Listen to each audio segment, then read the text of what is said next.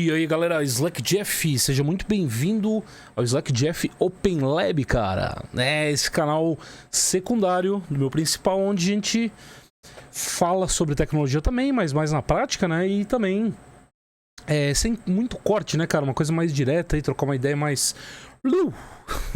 É isso aí, se inscreve no canal já, deixa o like, que é muito importante o canal dar uma crescidinha também aqui, né? Hoje a gente vai fazer a instalação, cara, do Debian 13. Eu não instalei o Debian 13 ainda, passado alguns meses, ele foi lançado em agosto, a gente tá em setembro, né? Alguns meses não, passou um mês aí mais ou menos, um mês e alguns dias do lançamento. Eu não fiz a instalação do Debian Trix ainda, eu só atualizei ele, né? Mas a instalação em si eu não fiz, cara, e eu queria fazer essa instalação para ver o que aconteceu aqui, o que mudou, que eu sei que não mudou muita coisa, que o Debian tem esse esquema de não mudar muita coisa, né? Pelo que eu sei, né? Pelo tempo de uso aí do Debian, que dá 20 anos aí já. 2 anos, então do Debian 12 pro 13, ó, ficou 2 anos, né? 2 anos, 1 mês, 30 dias em desenvolvimento, cara.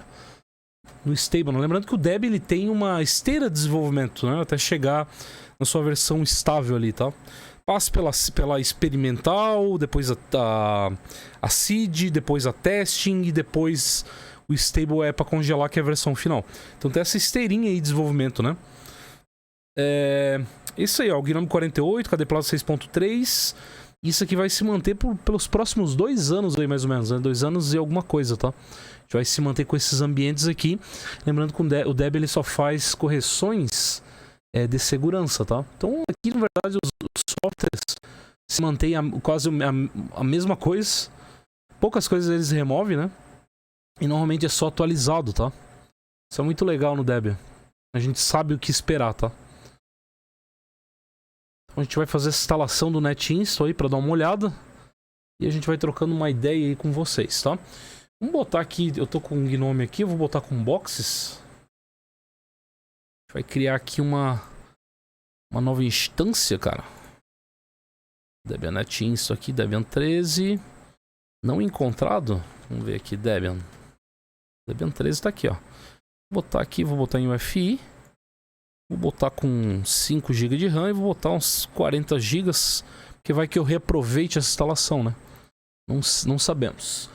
Deve ter uma polêmica também, né, cara? Nesse lançamento aí, que eu não lembro o nome do software, só que eles mantiveram lá um software, basicamente, que na sua versão, ele tinha 2 versões GTK, né? Uma versão tipo servidor e uma GTK, né? E essa versão GTK, se eu não me engano, esse programa ele fazia a tradução pro chinês, né? Da linguagem que você estava pro chinês.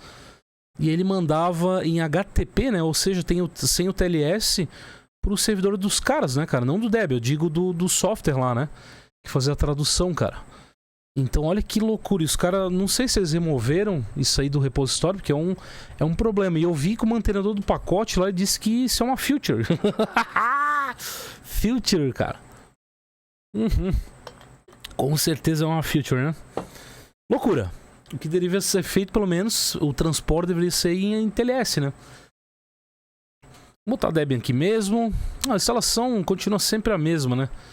Nome do domínio eu vou botar nada. Me disseram que mudaram aqui a parte da... Vou botar Slack Jeff. Uma parte ali de escolher ambiente, que entrou uma nova seção. Deixa eu ver isso aqui, eu quero confirmar isso aqui com vocês. São Paulo, vamos botar Santa Catarina, que é onde eu estou. Voando, né? Debian é sempre bom, né? O Debian eu uso, galera, muitos servidores. Eu trabalho com Debian há muito tempo. Deixa eu ver aqui, LVM criptografado. Eu vou usar o disco inteiro mesmo. Não vou usar criptografia aqui. Será que eles estão trabalhando já com o BitRFS por padrão? Não estão, né? Só com LVM, daí teria que fazer manual. O BitRFS ele deveria vir por padrão aqui, né, cara? Pra ser tipo um Arch Linux, né? Porque é uma tecnologia que ela tá aí, cara. E eu não sei se vai substituir XT4, que o ZX, né, X2, 3, enfim, tem uma grande história aí com o Linux. E não sei se vai substituir, tá? Eu acho muito difícil. Mas é uma tecnologia bem mais moderna, né? Dá pra criar snapshot, LVM também dá. Mas o Bitwarfs dá pra fazer snapshot, fazer um monte de processo, é mais otimizado para discos, né? SSDs, na verdade, NVMe, esses discos mais de memória flash, tá? Então é bem mais otimizado. Enquanto tipo, o X4 não é, né? Tão otimizado assim, tá? Então deveria vir já o Bitwarfs aqui pro padrão, cara. Tem que fazer manual, não que seja difícil, mas é meio chato ficar fazendo lá os volumes e fazendo todo esse processo aí. Deveria ter essa automatização aqui pro padrão, né? Retirar talvez o LVM e pôr isso pro padrão. Vou usar o disco inteiro aqui e não vou configurar. Vamos lá, ó. Botar a home separada.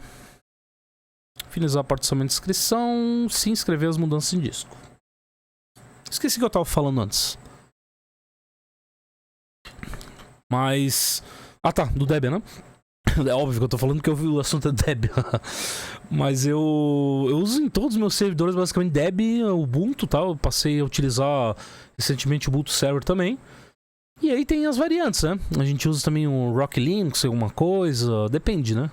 Algum cluster, alguma coisa assim, a gente usa, acaba usando Rock Linux, mas as variantes do Red Hat, tá? Mas normalmente é Debian e Ubuntu, cara. Essas distribuições que a gente mais usa. Mas normalmente Debian, porque o Debian ele é mais sequinho, né? Ele vem com menos pacotes, o Ubuntu já vem com um pouco mais de coisas ali, e o Ubuntu muda alguns formatos de se trabalhar ali, por exemplo, já vem o FW por padrão. Não que não, o FW não é ruim, mas acaba que atrapalhando um pouco, tá? Porque trabalhei com NFTables, por exemplo, IPTables, enfim. Brasil aqui. Gerenciar assim. Sem proxy, né? Proxy nem eu acho que é mais necessário hoje em dia. Só se trabalhar em, sei lá, uma rede local aqui, como tá dizendo, mas com muitas máquinas, né? Pra não ficar fazendo, por exemplo... Mas, enfim, dá pra criar um repositório também. Proxy não é mais usado, não. Nem é mais tão legal usar proxy. Já foi isso o tempo. Esperar rapidinho. A parte que mais vai demorar é a parte do ambiente gráfico, né? Fiz o downgrade da minha internet também, rapaziada. Eu tinha uma internet de 1 GB aqui em casa. E eu tava pagando no final R$299 por mês, cara. E aí eu comecei a fazer cortes, né? Porque... Deixa eu ver aqui, participar do concurso? Não, né? Aqui no ambiente de teste, não. Então eu peguei mais a... Ah, tá aqui, ó. Aqui eu quero dar uma olhada depois. Eu tive que fazer o downgrade porque eu fazia live antigamente, né? Agora eu parei de fazer live, então... Eu fiz um downgrade pra 300 MB agora, tá? Tá um pouco mais lento aí. Tá aqui o Gnome, tá? O ambiente padrão, continua a mesma coisa. Aqui também não mudou nada. XFCE. Eles não incluem... Talvez inclui no futuro aí. O Debian eu acho que ainda tá vindo com o Xorg, né? Eu não sei, vamos dar uma olhada aqui. Nessa versão do Debian 3, eu acho que tá vindo ainda, tá? Então deve estar vindo, obviamente, com o Wayland, que já se tornou um padrão aí. Mas deve vir com o Xorg também. Até porque o XFCE não roda muito bem ainda no Wayland, tá? Eles estão em um processo de migração, não migraram totalmente ainda pro Wayland. Então eu tive umas más experiências com o XFCE ali com o Wayland, tá? Não tá legal ainda. Então, se o XFCE tá aqui, provavelmente o Xorg tá também presente. No mais que não modificar, eles poderiam incluir, eu acho que um Window Manager, né? Talvez um Sway ou um Hyperland. Talvez seria interessante. Não creio que isso vai acontecer agora, mas vai acontecer, tá? Mas tá aqui, tá? Utilizar o sistema padrão, normal. E aqui, ó, Chose. Essa opção aqui não tinha antes, tá? Chose a Debian Blend for Installation. Vamos ver aqui outros sabores. Eu não sei o que vai mostrar aqui. É a primeira vez que eu estou fazendo esse processo. 1.390 pacotes, rapidão. Aguardar. Lembrando que nesse processo ele só tá fazendo download dos pacotes, né? O Debian ainda ele tem... É claro, tem o Calamares já no live, na versão live. Deixa eu mostrar aqui, ó. Versão live do Debian, pra quem não sabe, ele tem uma versão live. Não vai embaixar, porque vai vir net install, mas se você ouvir em outros downloads... ele tem a versão live, que é o experimente o Debian antes de instalar, ó. Então vem com a versão Calamares, ele tá preso a alguns ambientes, tem até outras ISOs aqui, mas ele é preso a alguns ambientes, né? Aí você vai ir no clique o Calamares, só que não vai ser tão personalizável, né? A versão NetInsta eu gosto porque a gente consegue deixar o Debian bem enxuto, né, cara? E nessa versão já não, na live, ele vem o que eles acham que tem que vir pro padrão, tá? Então, ó, tem a versão Cinnamon, então tem umas variantes aqui legais, né? Debian Junior, isso aqui, ó. Tem a Sandy também, não? Mas, enfim, tá? Tem aqui pra você usar, é bem mais tranquilo. Enquanto no NetInsta, ele baixa da internet. Então ele baixa e depois vai fazendo a instalação pacote a pacote. Então pega um pacote, instala. Pega um pacote, instala. Vai fazendo como se fosse usando o DPKG mesmo. DPKG-I e o nome do pacote. Só que é um loop, né? Um loopzão gigante. Vai instalando. Já na versão live, o Calamares ele copia pro HD, tá? Faz uma cópia ali. Ele usa, eu acho que o R-Sync, então ele copia pro seu HD. Então é muito mais rápido, né? Eu gosto bastante do Calamares.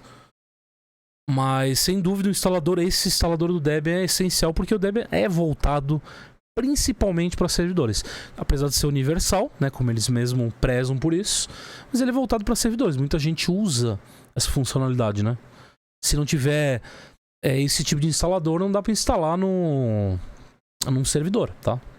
Só se você ter mousezão ali, né? E não é todo mundo que tem.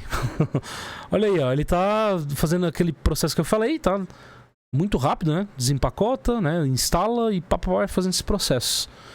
Então esse é um processo que demora um pouquinho mais, que são bastante pacotes. Daqui a pouco a gente retorna. Eu vi ali que tava o pacote o Xorg, muito rapidamente passou. Consegui ver. Então realmente o Xorg tá ali, tá? Ele está presente. Ainda, né? Por enquanto. E tem uma variante aí que eu tô vendo que o pessoal tá metendo um gás aí, que é o Xlibre, eu acho. Não me recordo se é esse nome, mas eles estão mantendo. Fizeram um fork aí do Xorg e estão mantendo, né? Então o pessoal tá com todo o vapor lá pra manter. Porque tem muita gente que gosta, né, cara? Só que assim, ó, vou ser bem sincero, o Xorg ele é bacana, eu sempre, obviamente, usei. Eu não fui um cara que saiu usando aí o Wayland quando lançou.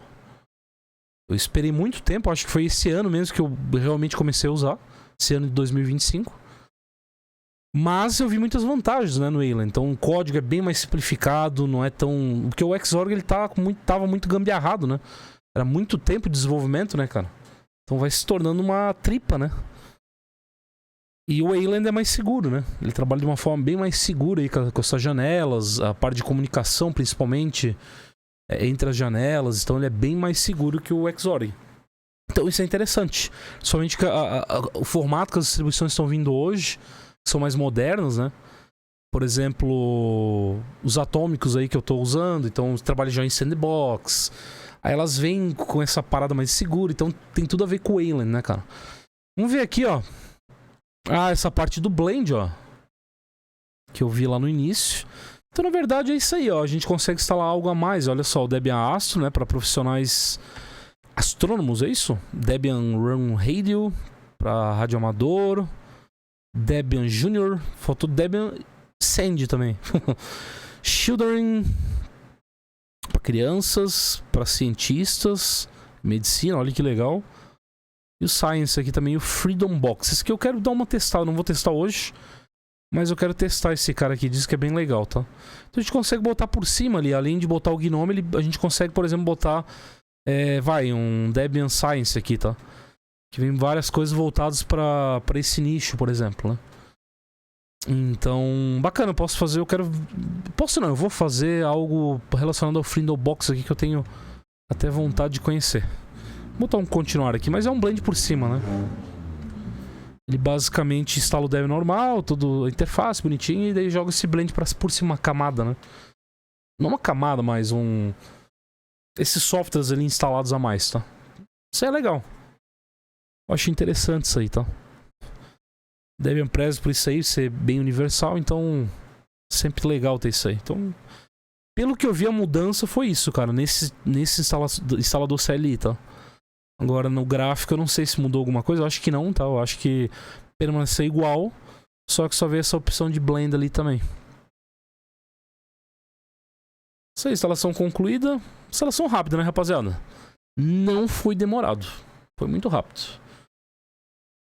Beleza? Vamos startar o bichão aqui pra ver. As mudanças. Vou botar aqui Debian no Linux. As várias mudanças, né? Mas eu gosto disso, cara. Eu sou um cara que eu adoro distribuição que ela sempre preza por manter as coisas, sabe? Não sai mudando. Tipo, hoje eu tô usando como base, eu tenho o Debian também, mas eu tô usando Fedora. Deixa eu ver um negócio aqui. Fedora Atômico, tá? Pra testar, porque eu quero mostrar mais sobre, né? Aí ele tem o Wayland aqui pro padrão e o Xorg tá aqui, tá? Então, pra quem precisar aí. Já vou abordar sobre isso aqui. Mas então, eu tô testando, né? Porque eu quero aprender mais sobre os atômicos. Tô aprendendo mais, né? E tá me servindo muito bem, tá? Muito bem mesmo. Só que o Fedora, ele muda com frequência, né? Aqui o Tour, né? Tor. O Tour aqui do Gnome. Gnomezinho mais recente, como é de se esperar. E as ferramentas aqui padrão do Debian. Que eu acho, tá? Na minha opinião, é muita coisa. Eu acho que não deveria vir com tanta coisa, cara. É muita coisa que vem, tá? Só que assim, é completo, né? É instalar e usar, né? Por exemplo, hoje eu uso o LibreOffice, esses offices aqui pra mim escrever o livro, tá? No Writer aqui eu uso o Writer pra escrever o livro. Eu usava uma ferramenta Markdown, só que eu tinha um monte de problema, cara, de pegar o Markdown, terminava e finalizava o livro. Eu tinha que passar isso aí pro Writer porque a editora pede um arquivo doc. ODT, tá? Então eu tive que... Daí tem que ir lá, daí corrigir, aí demora pra caramba. Daí tinha que passar pra uma revisão. Então eu já escrevo tudo no Writer, já deixo tudo pronto ali, me mando pra editora e eles fazem tudo certinho. Aí deu, tá? Eu não faço mais nada disso. Só que hoje em dia eu tenho, só que eu acho que é muita coisa desnecessária, tá? No meu ponto de vista, que eu sou mais de boa. Então, é isso aí. Ele vem basicamente com os mesmos softwares de sempre, né? Deixa eu ver a versão do Gnome aqui. A gente já viu lá, mas é só pra dar um... É o Gnome Shell, né? Gnome Shell version. Ver se é isso mesmo. É 48.4, tá? Eles mudaram o esquema também do repositório deles. Que agora está diferente agora.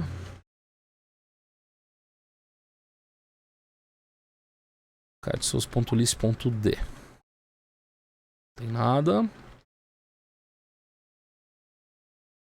Mesma coisa. Socialist. Mesma coisa, mas eles mudaram um esquema ali como que é feito a parte do repositório.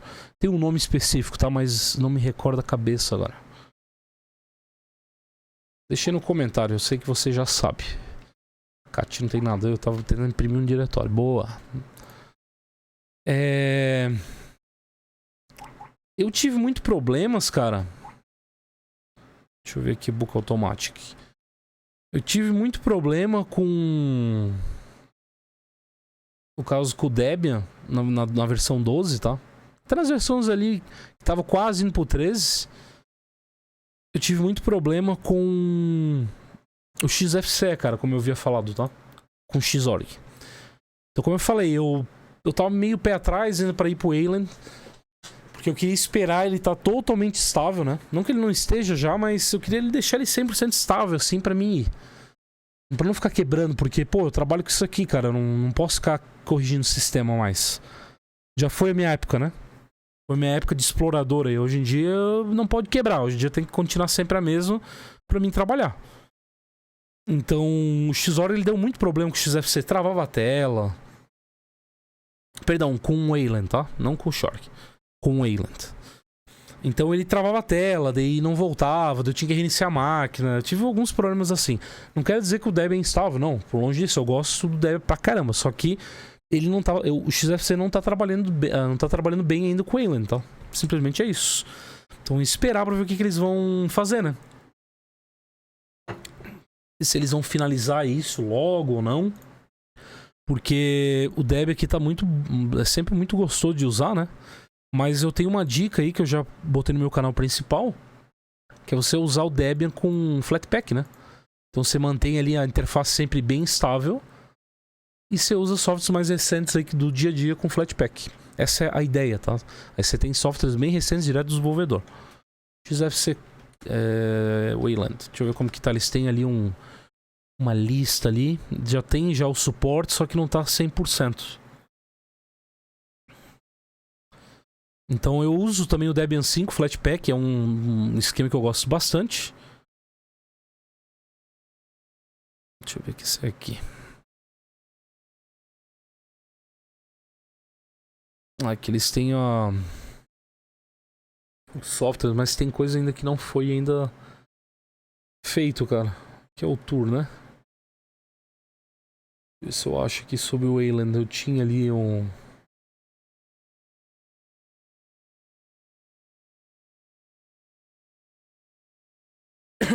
Aqui, ó, achei. Aqui é o suporte do Wayland. Ó, eles têm, ó, a maioria já tá como Yes, tá? Mas ó, o Embed Plug, por exemplo, não. E o KXB Plugin, tá? Eu acho que é só esses dois que estão ainda como não, cara. Aqui na parte do painel, né? Nos plugins aqui, tem mais alguma coisa pra baixo? Não. Nos plugins tá tudo como Yes. Nas aplicações, ó, o XF Dashboard ainda não, tá ali crasha. O screensaver também crasha. Isso aqui eu tive muito problema com o screensaver. Tentei corrigir, mas óbvio que eu não ia, porque não foi 100% portado.